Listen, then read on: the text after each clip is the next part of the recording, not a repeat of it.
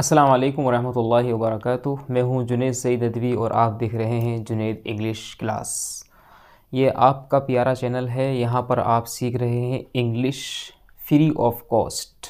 It is your own channel and you are learning English here without spending a little bit money. आप बग़ैर थोड़ा सा पैसा खर्च किए यहाँ पर आप इंग्लिश सीख रहे हैं। मैं उम्मीद करता हूँ आपको इन सभी वीडियोज़ से जो वीडियोज़ आपको मिल रही है बहुत फ़ायदा पहुँच रहा होगा और आप यकीनन इस चीज़ को लेकर के बहुत आप क्यूरियस भी होंगे।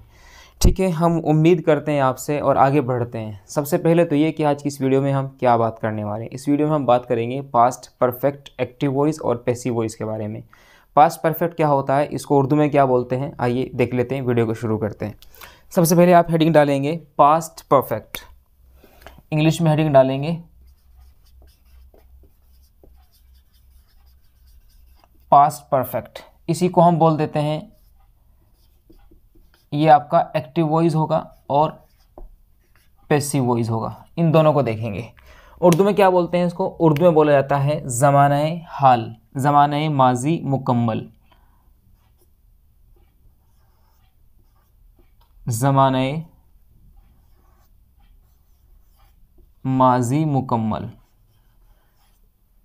ये ज़माने माजी मुकम्मल है और साथ साथ में क्या है, ये फ़ेले मारूफ़ और फ़ेले मजहूल देखेंगे। मजहूल लिख देता हूँ सिर्फ, मारूफ़ की सारी वीडियोज़ आपको मिली हुई है। फ़ेले मजहूल कैसे बनाया जाता है, पास्ट परफेक्ट क्या होता है, ज़माने माजी मुकम्मल क्या होता है। हमने एक्टिव वॉइस में डिस्कस किया था स्टूडेंट्स। जब हम एक्टिव वॉइस बनाते हैं तो हम लोग वहाँ पर हेड यूज़ करते हैं और हेड के साथ में वर्ब की थर्ड फॉर्म का इस्तेमाल करते हैं। इस तरह से हमारा पास्ट परफेक्ट बन जाता है। यहाँ पर भी कुछ वैसे ही है, थर्ड फॉर्म तो यहाँ पर भी आएगी और हेड यहाँ पर भी आएगा। बस यहाँ पर एक नई बात जो बढ़ जाती है वो क्या, बीन बढ़ जाता है। यहाँ पर हम क्या करते हैं, बीन बढ़ा देते हैं, बाकी सब कुछ वैसा का वैसा रहता है। वर्ब की थर्ड फॉर्म वहाँ भी है, वर्ब की थर्ड फॉर्म यहाँ भी है, हेड यहाँ पर भी है और हेड यहाँ पर भी आएगा। बस फ़र्क यह है फ़ेल मजहूल बनाने के लिए कि बीन का इजाफा हो जाता है। ये बीन जो दिखाई दे रहा है आपको, इसका इजाफा हो जाता है। आइए देखते हैं कैसे। पहले एक मिसाल पास्ट परफेक्ट एक्टिव वॉइस की ले लेते हैं। आपने मुझे बुलाया था, उसकी पहचान होती है कि इसमें यहाँ पर चुका था,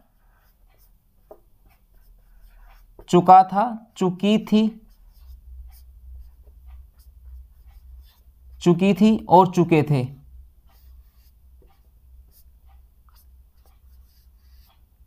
इस तरह के जुमले, इस तरह के अल्फाज आखिर में आते हैं। चुका था, चुकी थी, चुके थे। देखते हैं कैसे बनता है। मुझे यहाँ पर उर्दू सेंटेंस बोलना है कि आपने मेरी वीडियो को देखा था, मतलब आप मेरी वीडियो को देख चुके थे। तो यहाँ पर मैं क्या बोलूँगा कि स्टूडेंट्स मेरी वीडियो को देख चुके थे। स्टूडेंट्स, ठीक है, स्टूडेंट्स हेड आ गया है। इसके बाद में आएगा third form, students had watched my video या माई वीडियोज। अगर ऑब्जेक्ट को प्लूरल बनाना चाहते हैं तो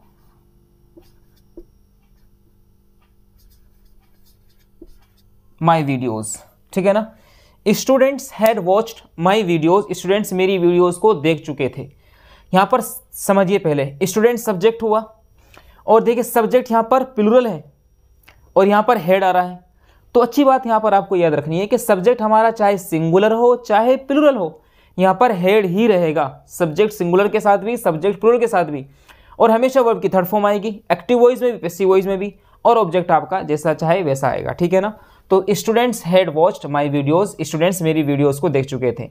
अब मुझे इसका फ़ेले मजहूल बनाना है, बोले तो पैसिव वॉइस बनाना है, यानी मेरी वीडियोस देखी जा चुकी थी स्टूडेंट्स के ज़रिए। तो मैं माई वीडियोस को शुरू में ला के रखूँगा। क्या होगा,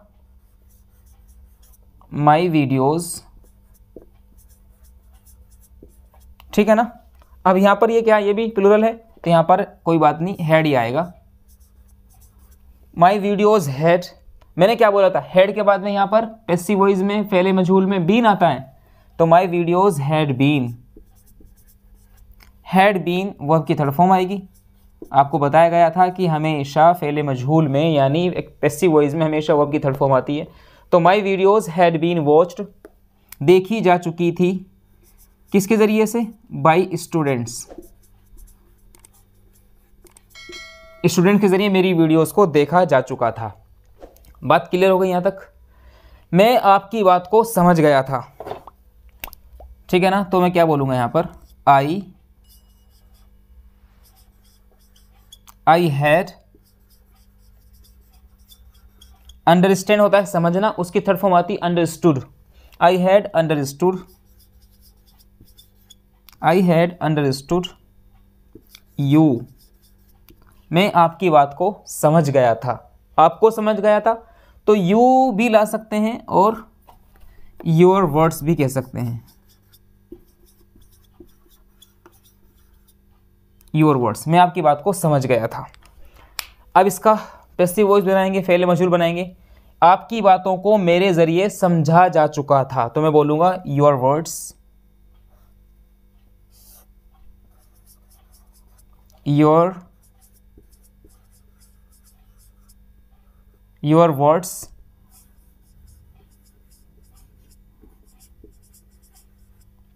your words had been understood,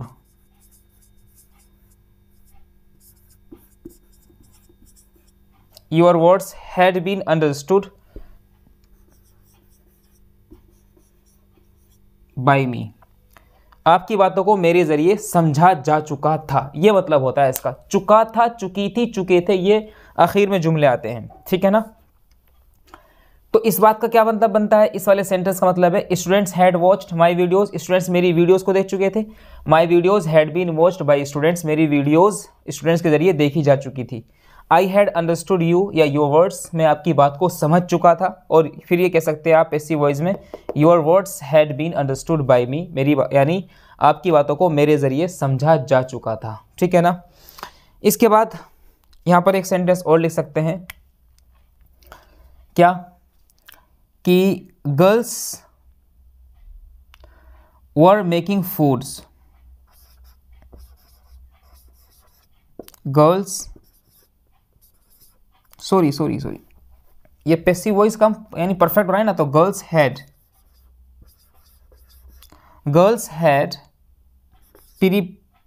prepared, ठीक है ना, girls had prepared the lunch,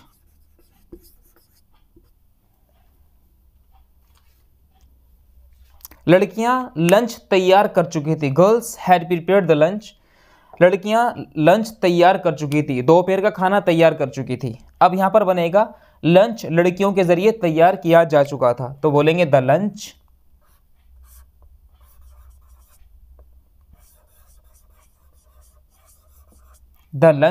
had been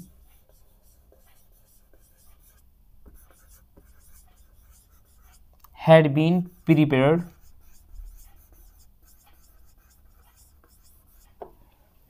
the lunch had been prepared by girls,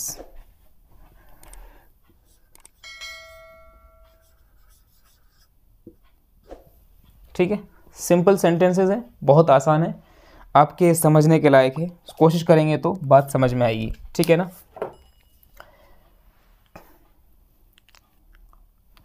engineers मकान बना रहे थे,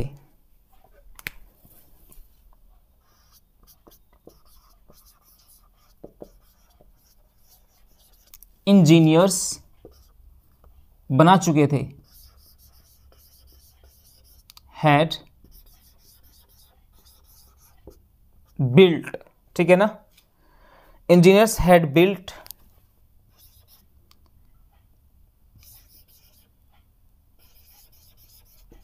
अ हाउस, ठीक है ना। इंजीनियर्स एक मकान बना चुके थे, तो मतलब यह हुआ एक मकान इंजीनियर्स के जरिए बनाया जा चुका था। A house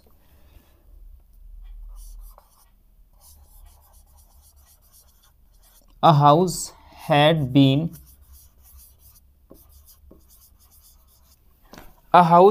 been built a house had been built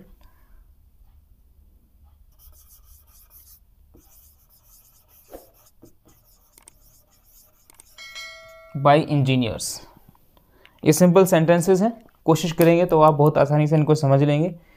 सभी एग्जांपल्स आपके सामने हैं, पूरे रूल्स आपके सामने पहले भी जो वीडियोस हैं उनमें आपको बताया जा चुका था। इन वीडियोस में भी कोई ऐसी समझने वाली और बहुत परेशान करने वाली बात है नहीं, सिंपल है, बहुत आसान है, सादा है, ठीक है ना। उम्मीद करता हूँ आप इसको समझ गए होंगे।